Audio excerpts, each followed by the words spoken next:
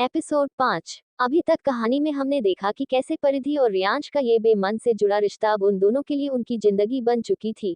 पर वक्त के खेल ने रियांश से उसकी वो यादें ही छीन ली।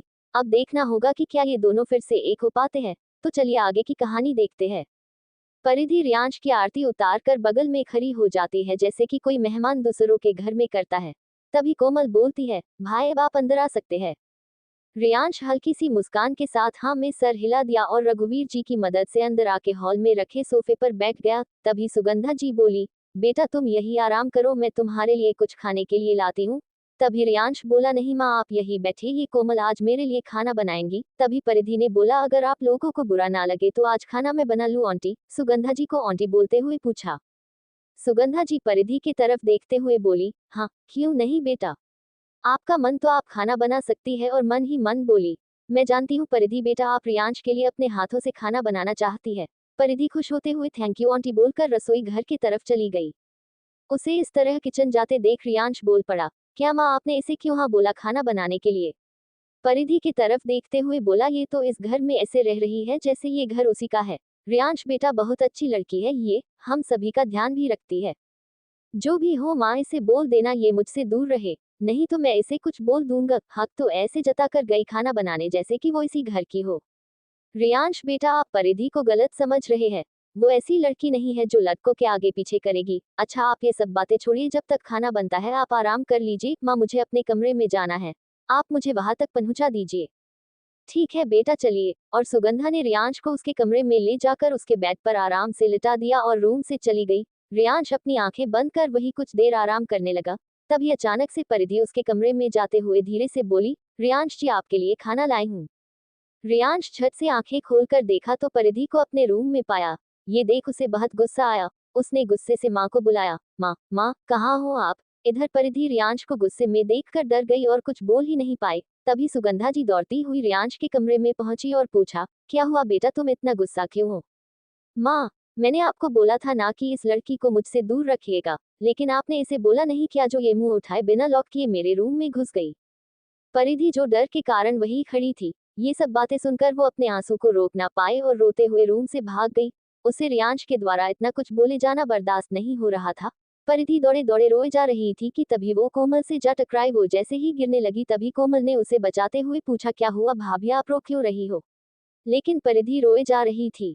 कोमल भाभी आप पहले अपने आंसू पोंछो और अब बताओ कि आखिर क्या हुआ जो आप इतना रो रही हो। कोमल मैं रियांश जी के लिए माँ के कहने पर उनके रूम खाना लेके गई थी, लेकिन उन्होंने मुझे बहुत ही बुरा भला कहा, बिना मेरी कोई बात सुने। वो अपने आप को समझते क्या है, हमेशा मुझे कुछ से कुछ बोल देते हैं। परिधि की पूरी बात सुनने के बाद कोमल परिधि की हाथ पकड़ते हुए बोली, आप चलिए मेरे साथ। भाभी पर कहाँ ले जा रही हो तुम मुझे कोमल, प्लीज बताओ तो। वो मैं आपको बाद में बताती हूँ, पहले आप चलिए ना। और कोमल परिधि को लेके सीधे रियांश के रूम में लेके चली जाती है, जहां पहले से ही सुगंधा रियांश को समझाने की कोशिश कर रही थी कि तुम्हारी वजह से परिधि को बहुत ही बुरा लगा है। लेकिन तब तक कोमल वहां आके बोलती है, क्या है भाई, आपने परिधि को इतना कुछ कैसे सुना दिया। इसने ऐसा क्या कर दिया था जो आपने बिना इसकी कोई बात सुने इसे इतना कुछ बोल दिया। रियांश कोमल की तरफ देख के बोला, वाह अब तुम्हें भी अपने भाई से ज्यादा इस लड़की की फिक्र हो रही है। अच्छा यहाँ तो सब इसी के गुणगान किए जा रहा है, जरूर इसने सब पर जादू किया है। प्लीज अब बस भी कीजिए भाई, ये मेरी दोस्त है और ये मेरे घर में कुछ दिनों के लिए रहने आए हैं, ना कि जादू करने। आपने अभी जो इसे इतना कुछ सुना दिया, पहले ये तो जान लेते कि ये यहाँ अपने से आए हैं या किसी के कहने पर। कोमल की बातों को सुन के बाद रियांश थोड़ा हैरानी से पूछता है, क्या मतलब है तुम्हारा। भाई माँ ने ही बोला था इसे कि ये आपके रूम में आपका खाना पहुंचा दे, क्योंकि उनको सीढ़ी चने में दिक्कत हो रही थी। और ये बेचारी माँ को मना नहीं कर पाए और आ गई आपसे अपनी ही बेइज्जती करवाने। जब रियांश कोमल की बात सुनता है तो वो सुगंधा जी की तरफ देखते हुए बोलता है, माँ आपने मुझे पहले क्यों नहीं बताया ये। बेटा तू हमें कुछ बोलने का मौका दे कहाँ रहे हो, तब से वही तो बताने की कोशिश कर रही हूँ पर तुम सुनो तो ना। परिधि की इसमें कोई गलती नहीं है, वो बच्ची को बस मेरी मदद ही कर रही थी। अब रियांश को कुछ बोलते हुए ही नहीं बन रहा था तो उसने सभी से बोला, मुझे कुछ देर अकेला रहना है तो आप लोग मुझे अकेले छोड़ दीजिए। ठीक है जैसी तुम्हारी मर्जी। और वो सब वहां से चले जाते हैं। इधर रियांश मन में सोचते हुए बोला, ये मैंने क्या कर दिया, उसे कितना कुछ सुना दिया बिना उसकी कोई बात सुने। मुझे ऐसा नहीं करना चाहिए था, लेकिन मुझे इतना बुरा क्यों लग रहा है उसके लिए। पहले भी तो मैंने सबको कितना कुछ कहा है, पर ऐसा तो कभी भी नहीं हुआ। मुझे उससे बात करनी चाहिए। वो मेरी वजह से बहुत रो रही थी और सोचते हुए खाना उठाकर खाने लगा। जैसे ही उसने खाना का पहला निवाला खाया तो उसके मुंह से अपने आप निकल गया, वाह कितना टेस्टी खाना बनाया है उसने। माँ, क्या मैं कुछ दिनों के लिए इंदौर जा सकती हूँ? परिधि थोड़ा सेड होते हुए सुगंधा जी से पूछी। क्यों बेटा, आप रियांश के बातों से नाराज होकर यहाँ से जाना चाहती है? आप तो जानती ही है ना कि उसे आपके बारे में कुछ याद ही नहीं है, इसीलिए वो ऐसा बोल दिया। नहीं माँ, ऐसी कोई बात नहीं है। मैं बस कुछ दिनों के लिए रियांश जी से दूर रहना चाहती ही, ताकि वो बार बार यूं परेशान ना हो। आज आपने देखा ना कि वो कितने टेंशन में आ गए थे, जबकि डॉक्टर ने एकदम साफ बोला है कि उनकी सेहत के लिए टेंशन अच्छा नहीं होगा। कोमल वही खड़ी दोनों की बातें सुन रही थी, तभी बोली, पर भाभी आपके बिना हम लोग कैसे रहेंगे? कोमल, तुम परिधि बेटा को रोको मत, शायद इससे दूर होकर रियांश को इसकी कमी खेलने लगे। तुम जा सकती हो परिधि, हम आपकी कल की टिकट करवा देते हैं। और सभी अपने अपने रूम में चले गए। चूंकि रियांश के कमरे में परिधि नहीं जा सकती थी, इसलिए वह कोमल के साथ उसी के कमरे में चली गई। भाभी आप सही में कुछ ही दिनों के लिए जा रही है ना? परिधि की सामान पैकिंग करने में मदद करते कोमल उदास होते हुए पूछी। हाँ बाबा, मैं कुछ ही दिनों के लिए जा रही हूँ, फिर आ जाऊंगी। फिर ठीक है, आप ही अंकल और आंटी से बहुत दिनों से नहीं मिली है, इसी बहाने मिलना भी हो जाएगा आपका। तुम ठीक कह रही कोमल हो, वैसे भी माँ कितनी बार बुला चुकी है, पर मैं जा नहीं सकी और दोनों पैकिंग करके सो गई। अगली सुबह परिधि रोज की तरह सबसे पहले जग गई और अपना सारा काम जल्दी जल्दी कर ली। फिर घर के बाकी सभी सदस्य भी जग चुके थे, सिर्फ रियांश को छोड़कर, क्योंकि उसने दवाई ली थी जिस वजह से वो अभी तक सो रहा था। माँ, मैंने आप सभी के लिए नाश्ता बना दिया है और रियांश जी के लिए दलिया भी बना दिया है, आप उन्हें दे दीजिएगा। अब मैं चलती हूँ, भारी मन से बोली। सुगंधा जी परिधि के सर पर प्यार से हाथ फेरते हुए बोली, मेरी बच्ची की खुशी को ना जाने किसकी नजर लग गई है। पता नहीं तुम्हारे बिना मैं कैसे सब संभालूंगी। परिधि आंखों में आंसू है, लेकिन फिर भी सुगंधा जी से बोली, माँ आप ऐसे बोलेंगी तो मैं खुद को रोने से नहीं रोक पाऊंगी, प्लीज आप ऐसे मत बोलिए। आप भी जानती है अगर मैं यहाँ रही तो रियांश जी के लिए सही नहीं होगा, मुझे जाना ही होगा। तभी रघुवीर जी परिधि के पास जाकर बोले, बेटा आज आप भले यहाँ से जा रही है, लेकिन बहुत जल्द वो समय आएगा जब आप यहाँ होंगी। परिधि रघुवीर जी की तरफ देखते हुए, मैं भी यही चाहती हूँ पापा, वो समय जल्द आए। और रघुवीर परिधि को लेके इंदौर के लिए निकल जाता है। सुगंधा जी, दादी और कोमल बस परिधि को जाते देखते ही रह जाती है। इंदौर, राजवीर जी का घर। पद्मा रसोई घर में खाना बना रही थी और राजवीर जी अकेले बैठकर चाय पीते हुए न्यूज़पेपर पढ़ रहे थे कि तभी दरवाजे की बेल बजी तो पद्मा ने राजवीर से बोला, देखिए तो इतनी सुबह कौन आया है। देखता हूँ, और ये बोल वो दरवाजा खोलने चले जाते हैं। उसने जैसे ही दरवाजा खोला तो परिधि और रघुबीर उसके सामने खड़े थे। उसे तो अपने आंखों पे विश्वास ही नहीं हो रहा था, क्योंकि जब से परिधि की शादी हुई थी वो यहाँ नहीं आई थी। लेकिन आज ऐसे अचानक उसे देखकर राजवीर बहुत ही खुश होते हुए पद्मा से बोला, अजी देखो कौन आया है, जल्दी बाहर आओ। पद्मा जी अपनी साड़ी से हाथ पोंछते हुए पूछी, कौन आया है जो आप इतना खुश हो रहे हैं? और जैसे उसने देखा कि परिधि आई है, वो दौड़कर उसे गले से लगाकर रोने लगी और बोले जा रही थी, तुम्हें हमारी याद एक बार भी नहीं आई, जब से गई है एक बार भी नहीं आए। परिधि भी माँ के गले लगे हुए रोए जा रही थी और बोली, अब आ गई हूँ ना माँ, अब कहीं नहीं जाऊंगी। पद्मा को उसकी बात कुछ समझ नहीं आया। राजवीर जी बोले, पद्मा जी अब क्या आप ऐसे ही यहाँ रोते रहेगी या ये भी देखेंगी कि मेरा दोस्त भी आया है? अपने पति की बातों को सुन पद्मा जी परिधि से अलग होते हुए बोली, नमस्ते भाई साहब, वो मैं परिधि से बहुत दिनों बाद मिली ना, इसीलिए। तभी रघुवीर जी पद्मा की बात को बीच में ही काटते हुए बोला, कोई बात नहीं बहन जी, मैं समझता हूँ, अब अंदर आ जाओ। हाँ हाँ भाई साहब, क्यों नहीं, आइए ना। और सभी अंदर चले आए। इधर रियांश जब सो के उठा तो सुगंधा जी ने रियांश के लिए ऊपर चाय और दलिया लेके गई। रियांश के कमरे में पहुंचकर पूछी, जग गया मेरा बच्चा? गुड मॉर्निंग माँ, आप इतनी सुबह सुबह यहाँ पर? हाँ बेटा, वो तुम्हारे लिए चाय और दलिया लाई हूँ, तुम्हें दवाई भी ना खानी है, चलो जल्दी से नाश्ता कर लो। आपने इतनी सुबह सुबह जग कर नाश्ता बनाया है? नहीं बेटा, वो तो परिधि ने बनाया है, लेकिन अब कल से मुझे ही बनाना पड़ेगा। क्या उसने बनाया, वो भी इतनी सुबह मेरे लिए? और आप ऐसा क्यों बोली कि कल से मुझे ही बनाना होगा? मतलब? रियांश की बातों का जवाब देते हुए सुगंधा जी बोली, वो परिधि आज सुबह वापस इंदौर चली गई ना, इसीलिए बोली। रियांश एकदम से शांत हो गया और मन में बोला, क्या वो सच में चली गई? मेरी बातों का वो इतना बुरा मान गई, लेकिन वो ऐसे कैसे जा सकती है? और माँ से पूछा, क्या वो सच में चली गई? हाँ बेटा, क्या मैं तुमसे झूठ बोलूंगी? और तू ये बार बार एक ही बात क्यों पूछ रहा है? वो कुछ नहीं, मुझे क्या, वो कहीं भी जाए, मैं बस ऐसे ही पूछ रहा था। आप जाओ माँ, मैं खा लूंगा। और सुगंधा नीचे चली जाती है।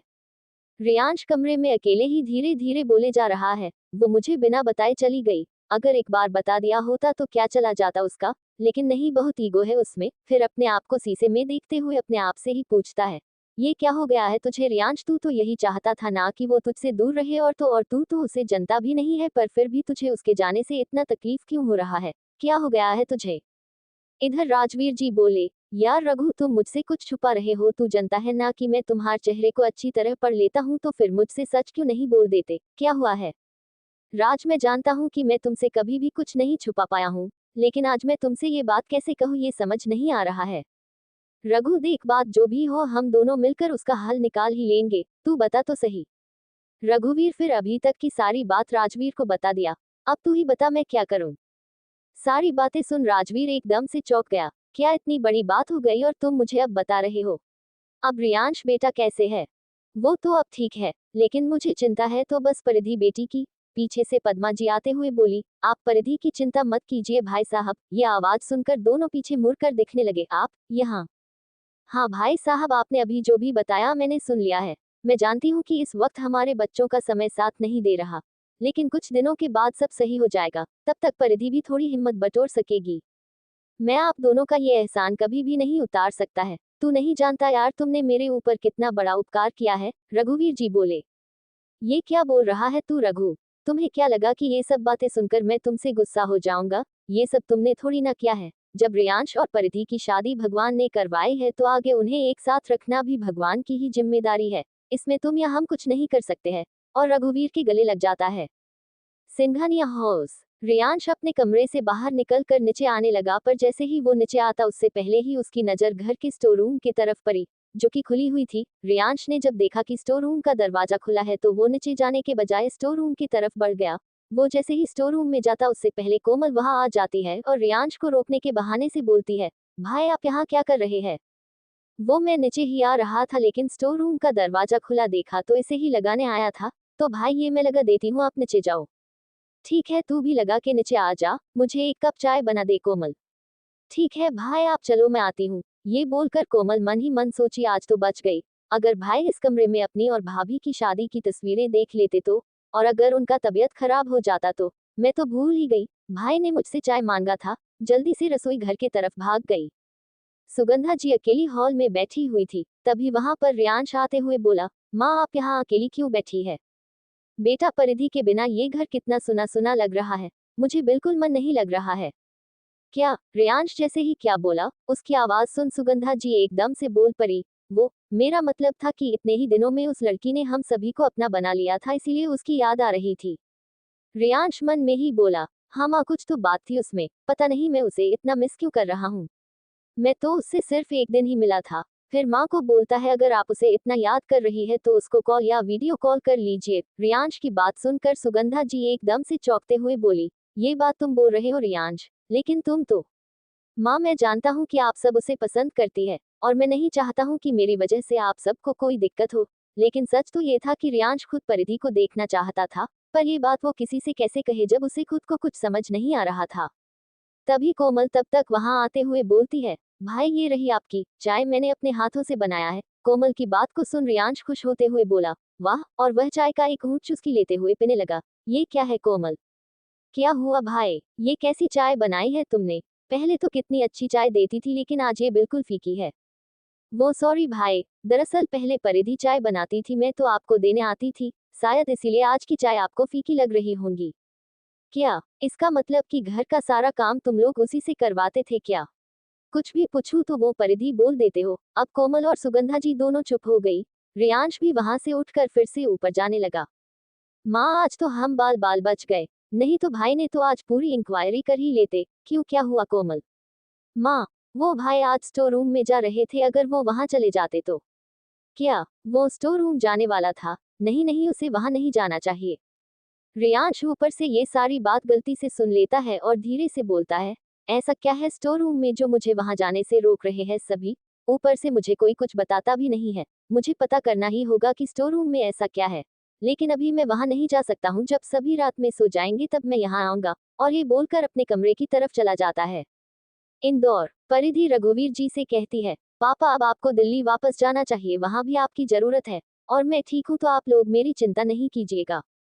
रघुवीर जी के आंखों में आंसू आ जाते हैं और वो बोलते हैं, जरूर हमने पिछले जन्म में कुछ अच्छे कर्म किए होंगे जो तुम जैसी लड़की हमारे घर की बहू बनी है, जो अपने से पहले दूसरों की खुशी देखती है। भगवान जी आपके साथ कभी कुछ गलत नहीं होने देंगे।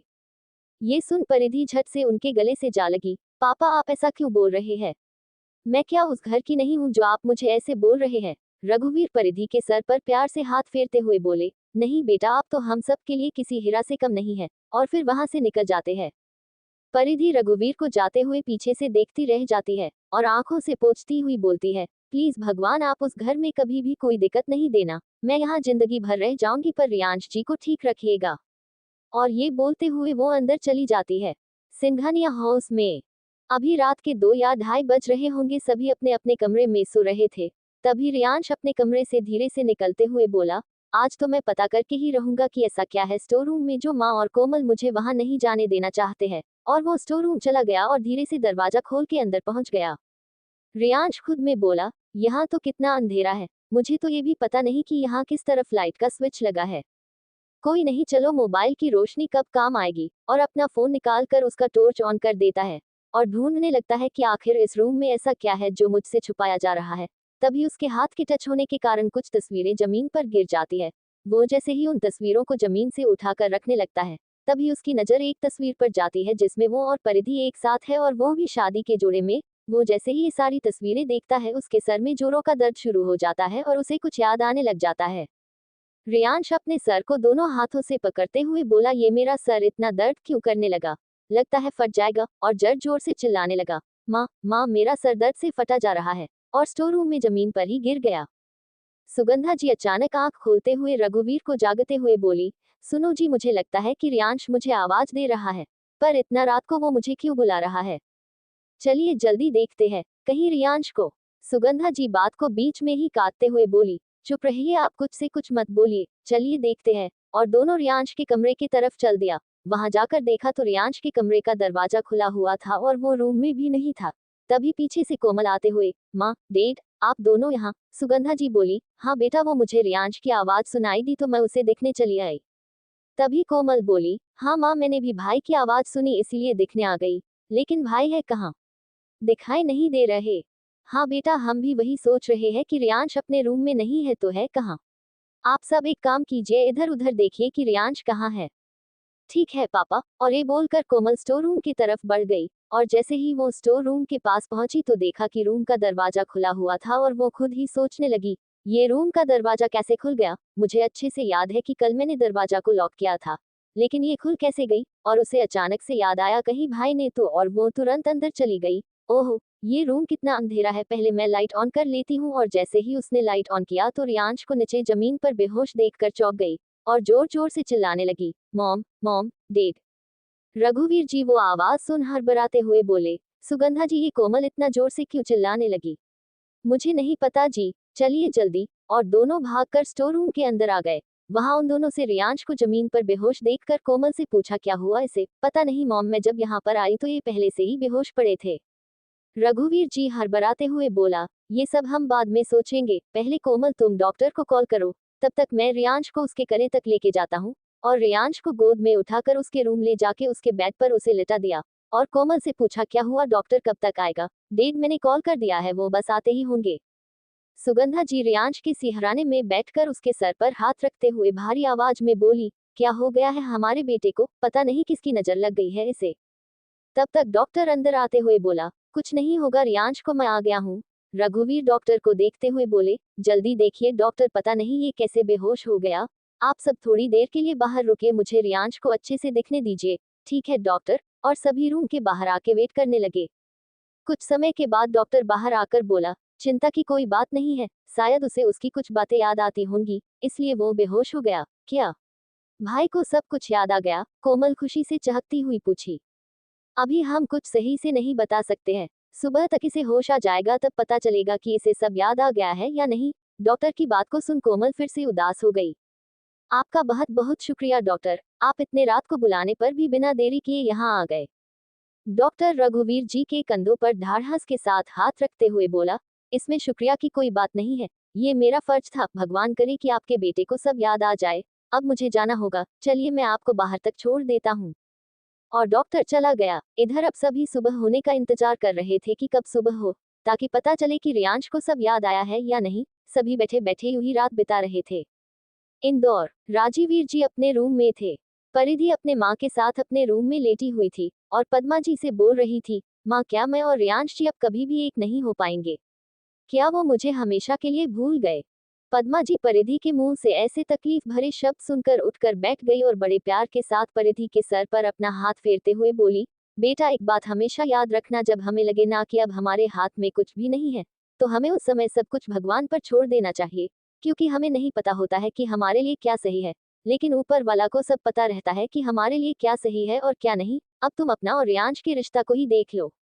परिधि बेड पर उठकर बैठते हुए बोली, आप क्या बोलना चाहती हैं माँ? बेटा मैं तुम्हें यही समझाना चाहती हूँ कि तुम दोनों के बीच का ये जो बंधन है ना, ये ऊपर वाले की मर्जी से जुड़ा है, और जब तुम दोनों के बिना मर्जी से जुड़ा ये रिश्ता अभी तक वैसा ही, तो क्या अब जब तुम इस रिश्ते में रहना चाहती हो तो भगवान इसे कैसे टूटने दे सकते हैं? इसीलिए तुम भगवान पर भरोसा रखो, सब अच्छा होगा। माँ अब सच बोल रही है, मैं भी ना, सब ठीक होगा। और दोनों सो जाती है। लेकिन कुछ देर में ही परिधि उठकर बैठ जाती है और बोलती है, माँ मुझे नींद नहीं आ रही है, क्या मैं आपके गोद में सर रखकर सो सकती हूँ? जैसे पहले सोती थी। परिधि की बात सुनकर बोली पद्मा जी बोली, हाँ मेरी बच्ची क्यों नहीं, आज मैं तुम्हें लोरी सुनाती हूँ जो बचपन में सुनाती थी, आजा। और परिधि पद्मा के गोद में सर रखकर लेट जाती है। तो दोस्तों आज के इस एपिसोड में हम अपनी कहानी को बस यहीं तक रहने देते हैं। आगे की कहानी को हम अगले एपिसोड में सुनेंगे। फिलहाल के लिए दीजिए हमें जाने की इजाजत और इसी तरह सुनते रहिए हमारे द्वारा लिखी स्टोरी अरेंज वाला लव को।